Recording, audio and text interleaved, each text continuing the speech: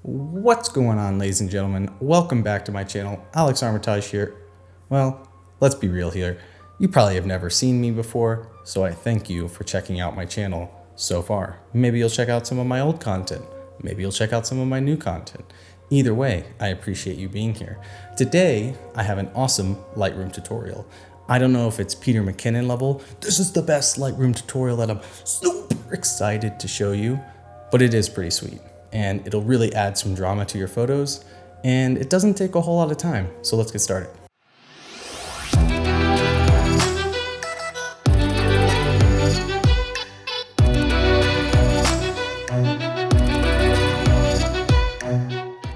All right, so a few years ago, I actually wrote an article on Fstoppers about using this exact technique to create drama in your photo, using the exact same photo we're gonna use today. So if you'd rather follow along in a text-based format, I'll leave the link down below.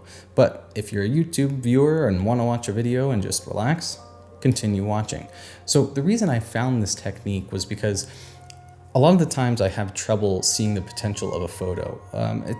Usually it's easy on the ones that are, spectacular, but there's a lot of photos in my library that I'm like, is this worth editing? Is this worth spending a bunch of time on to try to figure out? I do this with the HDR tool in Lightroom, is I will use that on a photo to see if it's worth exposure blending or luminosity masking like I did in my last video, all those images together. So a few years ago, I was just playing around in Lightroom and I just started manipulating how to use radial filters. And I learned that I could actually create false light, or almost like creating different sources of light in an image. And it really is a powerful tool that you can add and manipulate a photo and basically add drama like we're gonna do today very quickly.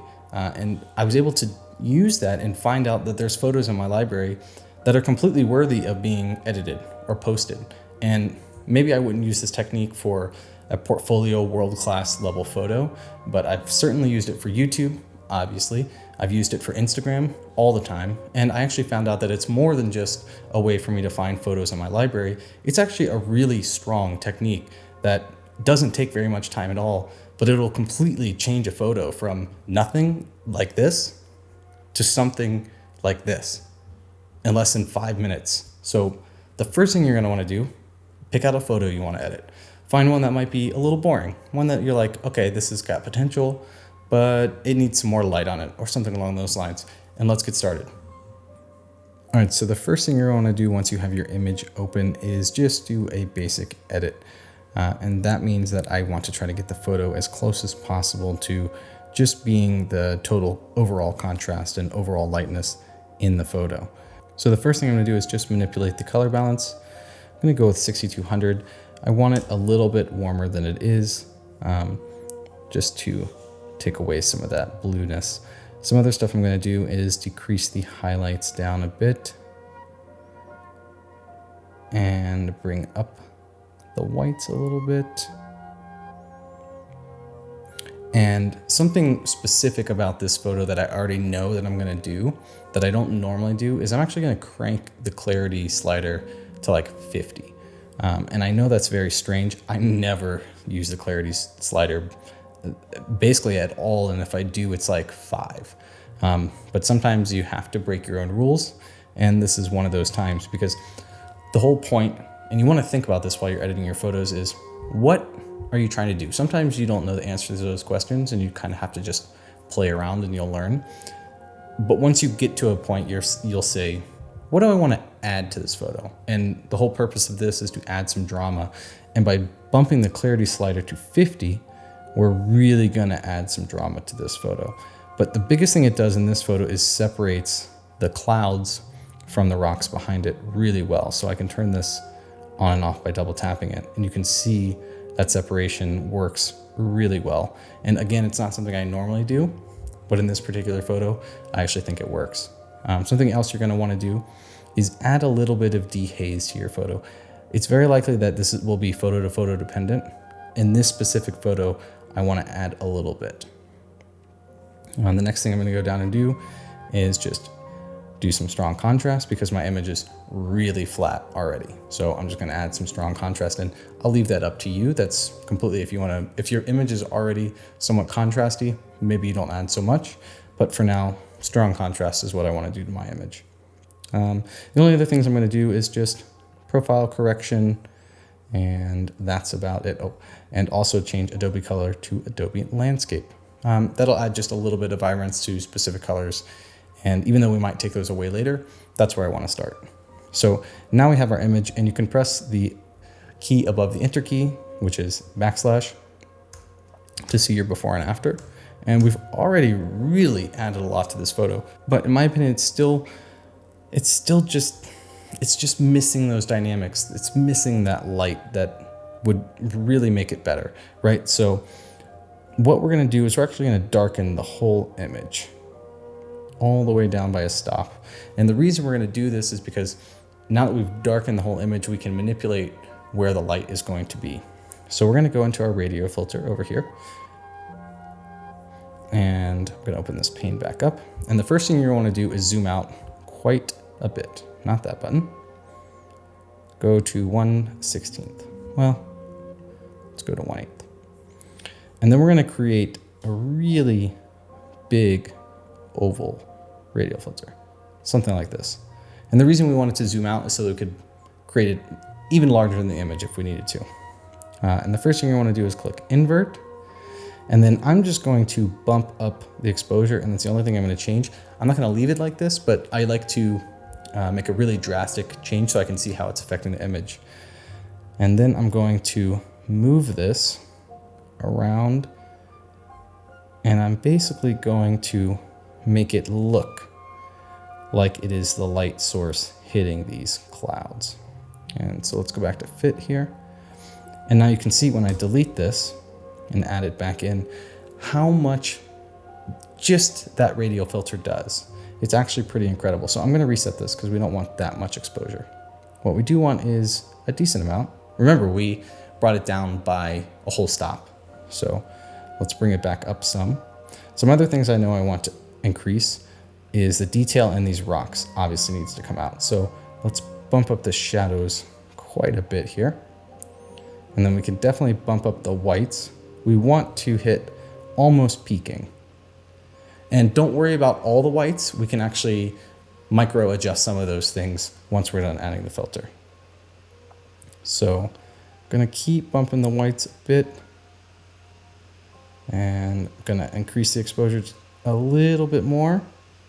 And then one of the most important things you do when you're doing the Radial filter is you want to have a negative dehaze. And the reason that is because with a negative dehaze, it'll act like a source of light. It kind of like is a diffusion. So if I show you really quick, if I zoom in, let me reset this to 2:1. Oh, that's a bit too much. How about 1:2? And I reset this dehaze, you can see that it just kind of creates that ethereal look that a natural light source would create. So I actually think this is looking pretty good. I kind of want to extend it a little bit more, push it down some, and let's bring it back some, maybe a little bit too much. Okay, so that's it. We created the Radial filter, we made a light source, and it created drama in our image using one tool. But you can tell that it's a little bit too bright in the clouds. So the only other thing we're gonna wanna do is go to the brush tool, and don't mistake it for the brush tool that's up here. Make sure it's the brush tool within the Radial filter. We wanna go to the eraser, and we're gonna do about a 50% flow, and we're gonna use a pretty big eraser. And what we're gonna do is we're just gonna erase some of the modifications we just made in the Radial filter. So right here where it's a little too bright, I'm just gonna paint that back in a little bit. And we can hover over to see what we've done. And I'm just gonna paint just a little bit more. And that's pretty much it. You can see deleting the Radial filter and adding it back in, how much just that one thing has done to this image. The only other things I would do is once I was done, I would come in, I would add some sharpness, probably around 80. And I'm gonna hold Option and Alt on a PC to mask out all those spots I don't wanna add sharpness. So probably about here. And then something else I find distracting is this blue area. I kind of want that to go away. So I'm going to decrease the blue, almost like a black and white, but not quite.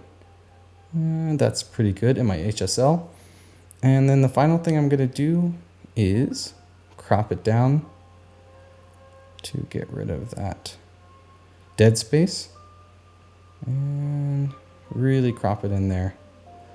And there is our image.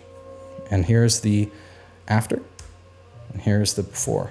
All right, so that's pretty much it, guys. That was what, like 7 minutes, and maybe not even, and I was showing you every step of the way. Once you really use the tool and get to know how to use it, it becomes second nature, and you can use it on so many photos. I mean, we took this dull, boring photo and turned it into something that you might want to show somebody. Like, I don't mind being like, hey, check out this photo. Here's my Instagram. Not that I use Instagram anymore, but that's a video for another time.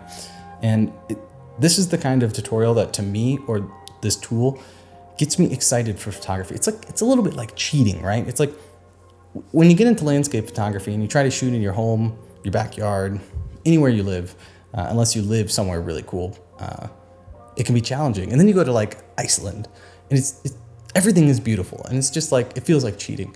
This technique, this tutorial, feels like cheating to me.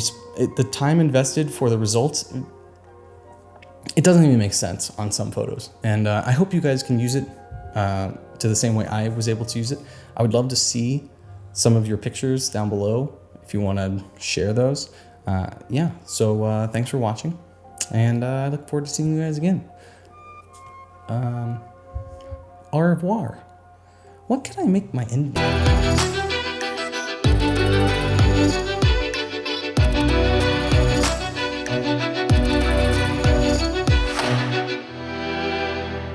More enthusiastic. Come on. Channel my inner Peter McKinnon. It's only 12:30 at night, and we are very excited for this tutorial. Photography, it's wonderful.